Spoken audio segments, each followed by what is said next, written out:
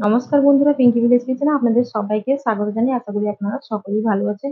আজকে কোনো ঝামেলা ছাড়া ময়দা দিয়ে চিপস তৈরির রেসিপি শেয়ার করছি। আপনারা সম্পূর্ণ রেসিপিটা দেখতে থাকবেন। আশা করছি রেসিপিটা আপনাদের ভীষণ ভালো লাগবে। এখানে আমি 1 বাটি ময়দা মিক্সিং বাউলের মধ্যে নিয়ে নিলাম।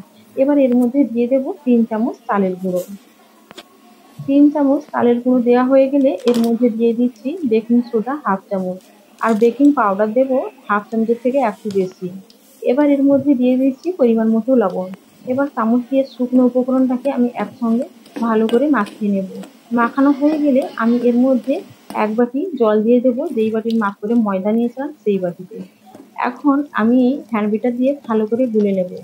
তো এইভাবে ভালো করে গুলে নেওয়ার পর আমার ব্যাটারটা কিন্তু অনেকটা ঘন হয়ে গেছে, তার জন্য আমি 1/2 বাটি পরিমাণে জলটা দিয়ে দিলাম।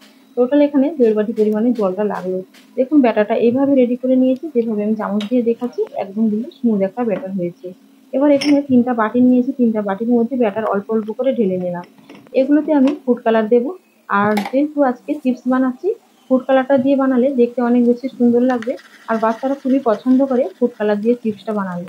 আর এইভাবে এখন বাটির মধ্যে দিয়ে ভালো করে গুলে নিলাম। তো 3টা বাটির মধ্যে দিয়ে ভালো করে এইভাবে গুলে নেব। তবে আপনারা যদি মনে করেন ফুড কালার না দিয়ে বানাবেন, শুধু সাদা ব্যাটার দিয়ে বানাবেন, তাহলে বানিয়ে নিতে পারেন। ঠিক এইভাবে সাদা ব্যাটার দিয়ে বানালেও খুব ভালো হবে। আর এখন আমি ফুড কালার দিয়ে এইভাবে তুলে নিলাম। এবার দেখুন এখানে সাদা ব্যাটারটাকেও আমি রেখেছি অল্প করে। 4টি রকমের আমি চিপসটা বানাবো। আর এখানে যার মধ্যে বানাবো একটা স্টিলের থালা নিয়েছি, অল্প করে তেল দিয়ে ব্রাশ করে নিলাম। এবার যে মিশ্রণটা রেডি করে নিয়েছিলাম সেই মিশ্রণ এখন থালার মধ্যে এইভাবে দিয়ে চারদিকটা ভালো করে ছড়িয়ে নেব। এইভাবে কাত করে রাখলে চারদিকটা খুব ভালো করে ছড়ানো কিন্তু আমার হয়ে যাবে। এখানে গ্যাসে কড়াইতে জল দিয়ে স্ট্যান্ড বসিয়ে দিয়েছিলাম, জল গরম হয়ে গেছে। এবার থালাটাকে কড়াইয়ের মধ্যে বসিয়ে দিলাম। এটাকে ঢাকা দিয়ে 3 থেকে 4 মিনিট ভাপ দিয়ে নেব। 3-4 মিনিট পরে ঢাকনাটা খুলে নিয়েছি। এবার দেখে নিচ্ছি এটা কিন্তু একদম রেডি হয়ে গেছে, হাতের মধ্যে কোথাও জড়ে যায়নি। এবার থালাটাকে বের করে নিলাম। থালাটাকে বের করে নিয়েছি। এবার আমি এটাকে একটু ঠান্ডা করে বের করে দেখাচ্ছি। তবে একটু একটু ঠান্ডা করে নিয়েছি। এবার আমি এভাবে হাত দিয়ে টান দিলে দেখুন কতটা সুন্দরভাবে এটা কিন্তু থালা থেকে ছেড়ে বেরিয়ে আসছে। ঠিক আরেকটাও আমি তৈরি করে দেখাচ্ছি, ঠিক একই প্রসেসে। তবে থালাটাকে ধুয়ে নিতে হবে, ধুয়ে মুছে নিতে হবে। আর ঠিক একই প্রসেসে থালাটা আমি এইভাবে কড়াইয়ের মধ্যে দিয়ে ঢাকনা দিয়ে 3-4 মিনিট অপেক্ষা করে এটাকেও আমি বানিয়ে নিলাম। তো বন্ধুরা, আমি এখানে 4টি রকমের রুটি আমি তৈরি করে নেব ঠিক একই প্রসেসে। এটাও খুব সহজে কিন্তু থালা থেকে ছেড়ে বেরিয়ে এলো। তো এখানে 4টি রকমের রুটি আমি তৈরি করে নিয়েছি। এবার এগুলোকে আমি চিপসের শেপ দিয়ে কেটে কিন্তু আপনাদেরকে দেখাচ্ছি। তো থালার উপরে রুটিটাকে দিয়ে নিলাম। আর এখানে ছুরি দিয়ে এইভাবে লম্বা লম্বা পিস করে আমি কেটে নিচ্ছি। তবে এখানে আমি আমার নিজের পছন্দ মতো শেপ দিয়ে কেটে নিচ্ছি। আপনারা চাইলে আপনাদের নিজেদের পছন্দ মতো শেপ দিয়ে কেটে নিতে পারেন। দেখুন একইভাবে আমি লম্বা লম্বা পিস করে কেটে নিলাম। তবে আজকে চিপসগুলোর শেপ আমি বরফি ছকের ডিজাইনের করব। তার জন্য এইভাবে আড়াআড়ি করে আমি কেটে নিলাম। এইভাবে আড়াআড়ি করে কেটে নিলে এগুলো কিন্তু বরফি ছকের ডিজাইন কিন্তু চলে আসে। তো দেখুন এইভাবে আড়াআড়ি করে কেটে নেওয়া হয়ে যাচ্ছে। আর এগুলো দেখবেন কতটা সুন্দর লাগবে দেখতে। তো এগুলো কাটার পর থালার মধ্যে দিয়ে রোদের মধ্যে শুকিয়ে নিতে হবে।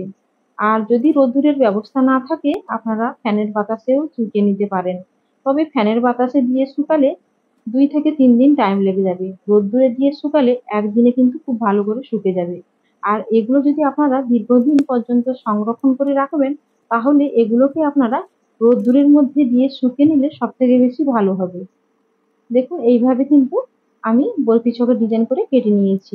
ঠিক একইভাবে আমি সবগুলো চিপস কেটে এখানে আমি রেডি করে নেব। এবার এগুলোকে রোদ্দুরের মধ্যে দিয়ে শুকিয়ে নিতে হবে খুব ভালো করে। এখানে দেখুন রোদ্দুরের মধ্যে দিয়ে আমি শুকিয়ে নিয়েছি। আর এইভাবে শুকিয়ে এগুলোকে এয়ারটাইট বক্সের মধ্যে ভরে বছর জুড়ে কিন্তু সংরক্ষণ করে রাখা যায়। এগুলোকে আমি আপনাদেরকে ভেজে দেখাচ্ছি। এখানে গ্যাসে কড়া বসিয়ে তেল দিয়ে দিয়েছিলাম, তেল গরম হয়ে গেছে। চিপসগুলো দেওয়ার পর দেখুন কতটা ফুলে ওপরের দিকে চলে আসছে। দেখুন এইভাবে কিন্তু চিপসটাকে ভেজে নিতে হবে।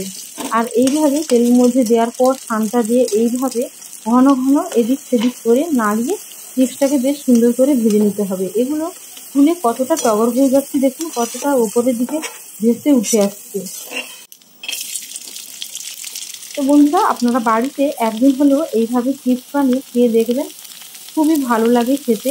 আর এই চিপসগুলো বাচ্চাদের তো খুবই প্রিয়, বাচ্চারা খুব পছন্দ করে। আপনারা বাচ্চাদের এইভাবে চিপস বানিয়ে দিয়ে দেখবেন, ওরা খুবই পছন্দ করবে।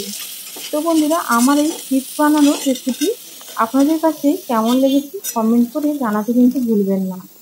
আর রেসিপিটা যদি আপনাদের কাছে একটুও ভালো লেগে থাকে, তাহলে প্লিজ এইরকম রেসিপি পেতে আমার চ্যানেলটাকে সাবস্ক্রাইব করে নেবেন। বন্ধুদের সাথে বেশি বেশি করে শেয়ার করবেন, আর ভালো লাগলে একটা লাইক করে দেবেন। এখন আপনাদের সঙ্গে কথা বলতে বলতে আমার সবগুলো চিপস কিন্তু ভেজে রেডি করা আমার হয়ে গেছে। দেখুন এই চিপসগুলো কতটা মুচমুচে তৈরি হয়েছে, আমি কিন্তু ভেঙে দেখিয়ে দিচ্ছি এগুলো কতটা মুচমুচে করে রেডি হয়ে গেছে। তো বন্ধুরা, আমার এই রেসিপিটা এতক্ষণ দেখার জন্য আপনাদের অসংখ্য অসংখ্য ধন্যবাদ জানাই।